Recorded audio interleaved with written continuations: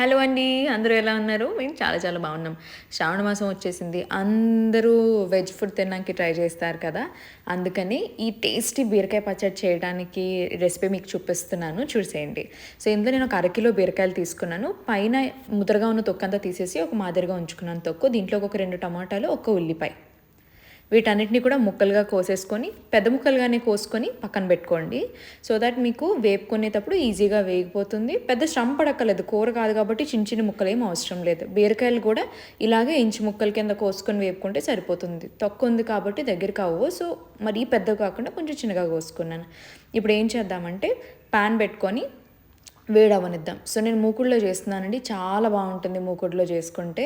బాగానే పడుతుంది నూనె. ఒక 4 గరిటెల నూనె వేసుకున్నాను. 4 గరిటెల నూనె వేడైపోయింది కదా! ఇప్పుడు ఇందులో ఉల్లిపాయలు వేసుకుందాం. ఉల్లిపాయలు పొడుగు ముక్కలుగా పెద్దగానే కోసుకున్నాను. ఇవి బాగా వేగనిద్దాం. ఇవి బాగా వేగి రోజ్ పింక్ కలర్లోకి మారిన తర్వాత, అంటే ఆల్మోస్ట్ ట్రాన్స్పరెంట్ అయిపోయిన తర్వాత మనం దీంట్లోకి టమాటాలు కూడా యాడ్ చేసుకుందాం. పోపులు తాలింపులు అన్నీ లాస్ట్లో యాడ్ చేసి సెపరేట్గా మనం వాటిని చల్లారబెట్టుకొని వేపుకుంటాము. అందుకే ఇక్కడ డైరెక్ట్గా వేయట్లేదు. మీరు కావాలంటే డైరెక్ట్గా ఇక్కడే పోపులన్నీ కూడా వేసుకుని దాంట్లో ఉల్లిపాయ టమాటా బీరకాయ వేసుకోవచ్చు. కానీ అలా చేసినట్లయితే పోపు సరిగ్గా పేస్ట్ అవ్వకుండా పంటికి తగులుతుందన్నమాట. ఇందులో నేను పల్లీలు వేసి చేస్తాను. సో చాలా చాలా బాగుంటుంది. చింతపండు అస్సలు వాడడం దీంట్లో. చాలా చాలా సింపుల్గా అయిపోతుంది. సో ఇప్పుడు మీరు ఇక్కడ ఉల్లిపాయలు చూసారా ఎంత నీట్గా ట్రాన్స్పరెంట్గా అయిపోయినాయో, బాగా వేగినాయి కదా! సో ఇప్పుడు ఇలా వేగుతున్న ఉల్లిపాయలని ఇంకొంచెం సేపు వదిలేస్తే లైట్ బ్రౌన్ కలర్ వస్తాయన్నమాట, బంగారు రంగులోకి. అప్పుడు మనం దీంట్లోకి టమోటాలను యాడ్ చేసుకుందాం. టమోటాలు కూడా మరీ పెద్దగా కాదు, మరీ చిన్నగా కాదు అన్నట్టుగా కోసుకోండి అంతే. దేశవాళీ టమాటాలు అయితే చాలా చాలా బాగుంటాయి. చూసారా బంగారు వర్ణంలోకి మారుతున్నాయి కదా! ఇప్పుడు నేను ఇందులోకి టమాటా ముక్కలు వేసుకుంటాను. ఓకేనా? టమాటా ముక్కలు చూసారా మాదిరిగానే కోసుకున్నాను. సో వీటిని వేసేసి వేపుకుందాం బాగా.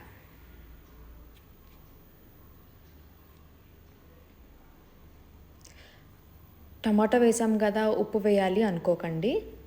వేపుకున్నాక లాస్ట్లో వేద్దాం అన్నీ కూడా. బాగా వేపుకోండి. ఎంత బాగా వేగి పచ్చివాసన పోతే మీకు పచ్చడి అంత టేస్టీగా ఉంటుంది. అండ్ ఇది మీరు బయట నిల్వ ఉంచినా సరే, నిల్వ ఉండాలి అంటే మొత్తం అన్నీ ఖచ్చితంగా బాగా వేపుకునే ఉంచుకోండి. కచ్చపచ్చగా వేపుకొని కొంచెం పచ్చిపచ్చిగా ఉన్నప్పుడు పచ్చడి చేసుకొని బయట పెట్టుకుంటే బూజు పట్టేస్తుంది, నెక్స్ట్ రోజుకి ఉండదు.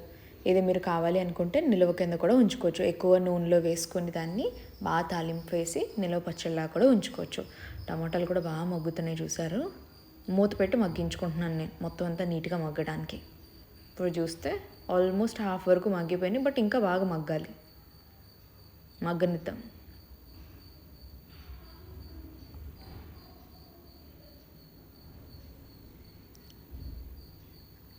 బాగుంది వాసన.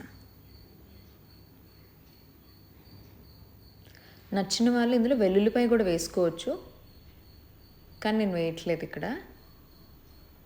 నాకు ఘాటుగా వద్దు పచ్చడి, అందుకనేసి నేను వేయట్లేదు. మళ్ళీ మూత పెట్టి మగ్గబెట్టేసుకుంటాను. ఒక 5 నిమిషాలు వదిలేస్తే ఇలా మొత్తం మగ్గిపోతుంది. టమాటా చూసారా నీట్గా తొక్క సెపరేట్ అయిపోతుంది కింద వాటికి ఆల్రెడీ. ఇంకొంచెం మగ్గితే కనుక ఇంకా బాగుంటుంది.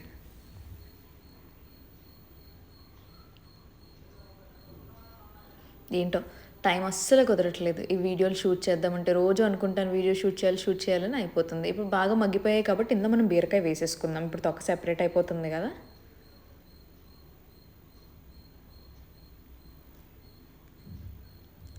తొక్క లేకుండా బీరకాయ వేసి చేసుకోవచ్చు, కానీ బాగోదు. తొక్క ఉన్నప్పుడు బీరకాయ వేస్తేనే ఆ రుచి అన్నది బాగా ఉంటుంది. బాగా వేపుకొని బీరకాయని ఇది కూడా మూత పెట్టి మగ్గనిద్దాం బాగా. ఎంతసేపు వీలైతే అంతసేపు మూత పెట్టి మగ్గనివ్వండి, సరేనా? మూత తీసేసి మగ్గబెడితే మనకి గ్యాస్ అన్నది ఎక్కువ అబ్జార్బ్ చేసుకుంటుంది. అండ్ మనం ఎక్కువసేపు దాన్ని తిప్పుతూ ఉండాలి. అదే మూత పెట్టి మగ్గనిచ్చామనుకోండి మనకి క్షణాల్లో రెడీ అయిపోతుంది.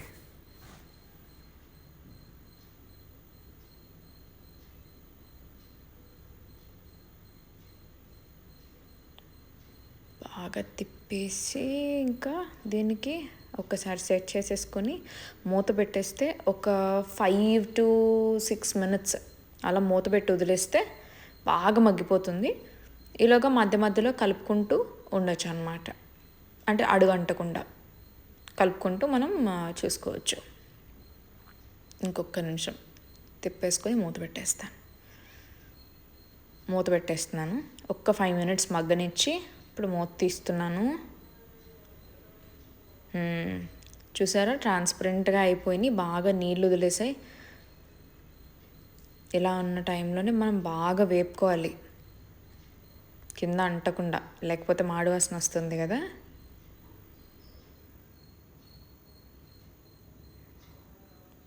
చాలా వేడి తగులుతుంది చేతికి. కొంచెం పెద్ద గరిటె తీసుకొని వేపుకోండి.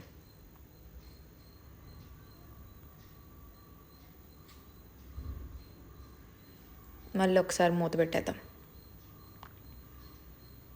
ఇంకొక 5 నిమిషాలు మగ్గనిచ్చాను దీన్ని నేను.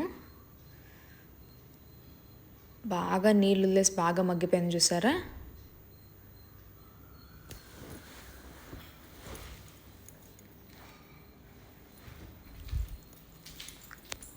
లైట్గా అడుగు అంటుకుంటుంది, అంటే ఆల్మోస్ట్ మనకు తయారైపోతుంది అన్నట్టు లెక్క.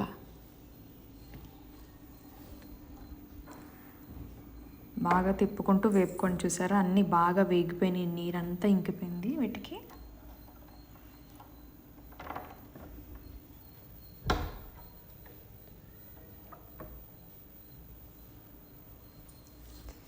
ఇలాగే ఇంకా మూత అనేది పెట్టకుండా నెమ్మదిగా ఇప్పుడు బయటకే వేపుకోండి, ఇలా నీట్గా ఉంటుంది. నీరంతా ఇంకిపోయిన తర్వాత ఇలాగ ఒక ప్లేట్లో తీసి చల్లారబెట్టేసుకోండి. నేను బీరకాయ కోసిన గిన్నెలోకి వేసేసి చల్లారబెట్టుకుంటున్నాను. ఇది చల్లారే లోపు దీంట్లోకి మంచి టేస్టీగా రావాలి అంటే దీంట్లోకి పోపులు మసాలాలు వేసుకుంటాం కదా, అవన్నీ వేపుకుందాం. సేమ్ ఇదే మూకుడులో కొంచెం నూనె వేసుకోండి, ఒక 2 స్పూన్లు చాలా సరిపోతుంది. వేడవనివ్వండి ఒక సెకండ్. ఆల్రెడీ వేడిగానే ఉంది కాబట్టి సెకండ్స్లో వేడైపోతుంది. దీంట్లోకి మనం నెమ్మదిగా పోపులు పల్లీలు అన్నీ వేసుకొని వేపుకుందాం. ఆల్మోస్ట్ వేడైపోయింది. సో దీంట్లోకి 2 స్పూన్లు పల్లీలు వేస్తున్నాను నేను.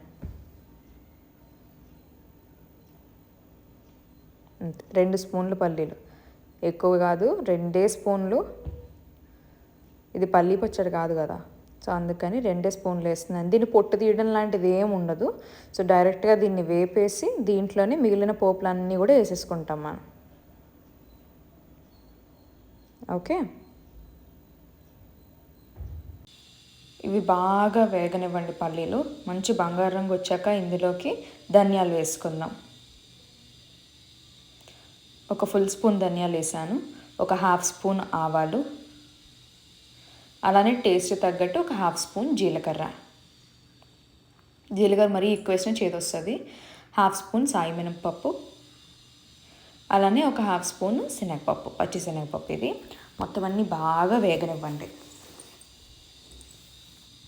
దోరగా వేగనిచ్చిన తర్వాత దీంట్లోకి ఎండుమిరపకాయలు వేసుకుందాం. మీకు కారం ఎంత కావాలనుకుంటే అంత.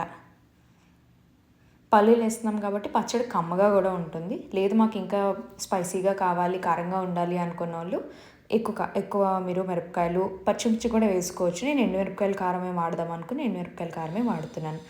లాస్ట్లో ఇంకా దింపేసే ముందు కరివేపాకు వేసి కలిపేసి చిటపటలాడించి దింపేసుకొని దీన్ని చల్లారబెట్టుకోవాలి పోపు అంతా కూడా.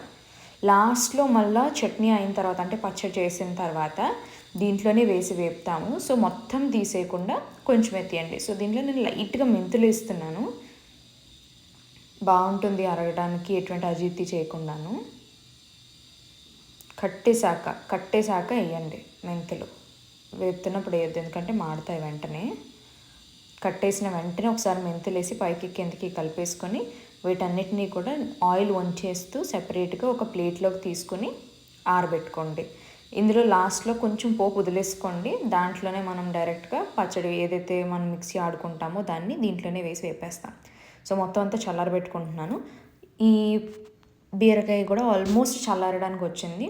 సో నేను 2 చల్లారిన తర్వాత ఫస్ట్ నేను ఈ పోపు ఏదైతే ఉందో దీన్నే మిక్సీ ఆడతాను. ఇంకా బీరకాయ వేడిగానే ఉంది, చూసారు, పోపు చల్లారిపోయింది. సో ఫస్ట్ నేను పోపు వేసేసుకుంటున్నాను మిక్సీలోకి. ఈ మసాలా అంతా కచ్చాపచ్చాగా కాకుండా బాగా ఫైన్ పౌడర్ లాగా అయ్యేలాగా మెత్తగా అయ్యేటట్టుగా నేను ఆడుకుంటున్నాను అనమాట. మెత్తగా అయింది, బట్ ఇంకొకసారి తిప్పుకుంటాను. ఇందులోకి ఇప్పుడు నేను కొంచెం ఉప్పు వేసుకుంటాను. ఇప్పటివరకు మనం ఉప్పు వేయలేదు, సో నేను ఒక 1/2 స్పూన్ వరకు ఉప్పు వేస్తున్నాను. అలానే ఒక 1/2 స్పూన్ పసుపు. ఒక్కసారి తిప్పేస్తే మసాలాలో ఇమిడిపోతుంది కాబట్టి బీరకాయ వేసిన వెంటనే పచ్చళ్ళలోకి కూడా సాల్ట్ అలానే మసాలాలు అన్నీ కూడా పట్టేస్తాయి బాగా. ఒకసారి చుట్టూ అంటుకున్నదంతా తీసేస్తే ఎటువంటి రెసిడ్యూస్ కూడా మనకి ఉండకుండా నీట్గా పచ్చడి అయిపోతుంది.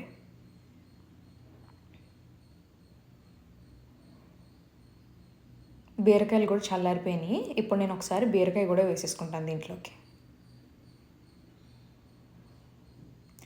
నీళ్ళేం పోయట్లేదు, ఓన్లీ బీరకాయ వేసి నిలవ అనుకున్నాం కదా, సో ఇలా పెట్టేసి ఫుల్ స్పీడ్లో పెట్టి తిప్పేసేయండి. నీట్గా పచ్చడి అయిపోయింది చూసారా.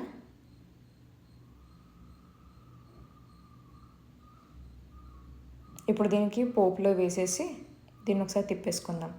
నూనె వేడైంది, ఒకసారి నూనె వేడి చేసుకున్నాను.